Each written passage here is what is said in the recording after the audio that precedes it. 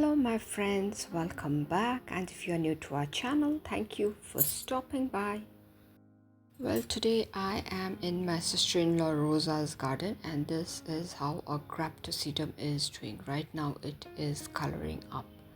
Look at it, how beautiful it looks. And from this particular plant she had given me a Graptocedum which is growing at my place.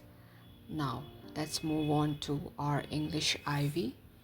This is how it looks. It's a beautiful plant, and the best part, it is variegated. Now moving on to this.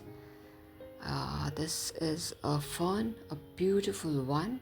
Look at the tips of the fern. It is the fishtail fern, and this is the first time I had seen such a fern, and it was in her collection. A beautiful one. Now this is the fishtail fern, as I told you. Now let's move ahead. This is the primula, or the powder fool, which we call, and this is the wild variety. It grows on its own, and when it has flowered, it's going to vanish again. Now this is another color. Earlier I had seen just the lighter shade, and this time this too has grown in her collection. It's just growing there. It grew on its own. It's not that she planted it. So this is also the primula of a different color, a beautiful one. Now we are going to head towards the azaleas, the flowers that are at its best during the month of March and April. This is the red azalea. Sorry, it looks more or less like the rhododendrons, which are also growing at this time of the year. And this is another color. This too is an azalea. This is a pink one, and this too is equally beautiful. This time of the year, azaleas are in their blooming stage with lots of new leaves, new growths. Look at that, and all of it is double petal, a beautiful flower. She has quite a lot of azalea plants. And now let's move ahead to the next one. This is a pot again, which has a big plant, but it is yet to bloom. Just I showed you one or two flowers that was there in this particular plant, and it was that orangish red colored plant. Now this is another pot full of azalea, and the color is just mind-blowing. Look at the color, look at the layers of petals. That's the size of the pot. I think it is a 12-inch pot. Such a beautiful shade, and the flowers are growing right from the bottom of the plant. It's a big plant, and the flowers are just mind-blowing. This is another pot full of azalea again, and here some of the flowers are pink, some have splashes of white in them, and in some of the flowers the white is more dominant than the pink shade. So this is another pot full of azalea flowers. Look at the shades, they look like some paper flowers. Such a beautiful plant.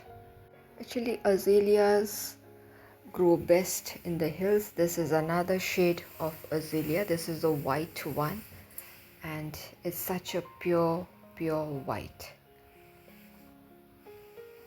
I don't know what I should say about the plant. Actually, I'm just admiring it.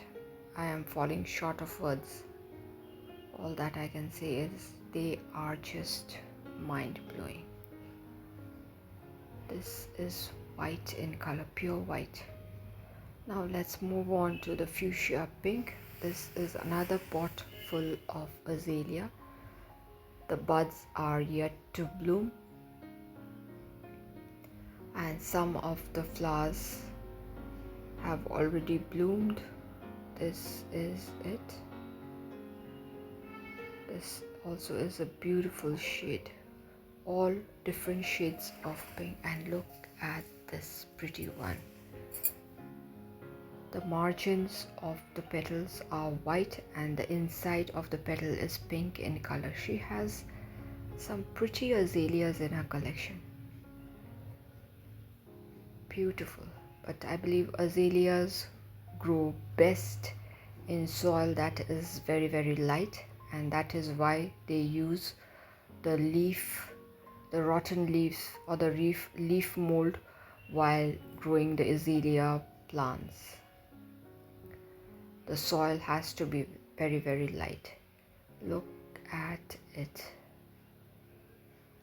Whoever sees this flower is going to fall in love with it.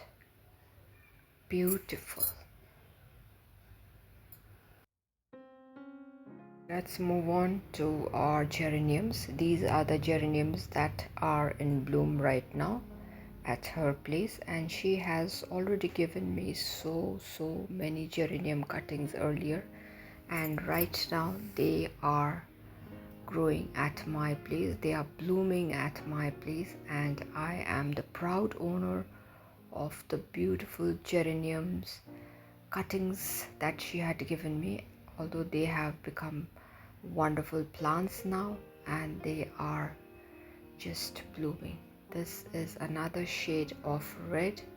This is another shade of red. They might look similar, but all of the flowers are different. This is peach. This is red. This is the fuchsia pink with white dots. I too have this in my collection. She had given me the cutting, and now they are big plants and they are just blooming happily. I love geraniums. I love azaleas too, but azaleas are more difficult to handle in the plains. And this is the Vincia, which is just growing there in the cracks and crevices. It's just growing on top of a stone. Just imagine. Let's move on to her vegetable garden. This is the coriander. Now this is the tomato plant, which has started to bear the fruits. Those are the tiny tomatoes that are growing on the plant. This is it. If one has some space at home, it's so wonderful to make a tiny kitchen garden. This is a new plant. I believe she has brought it from her friend's place and just planted it here.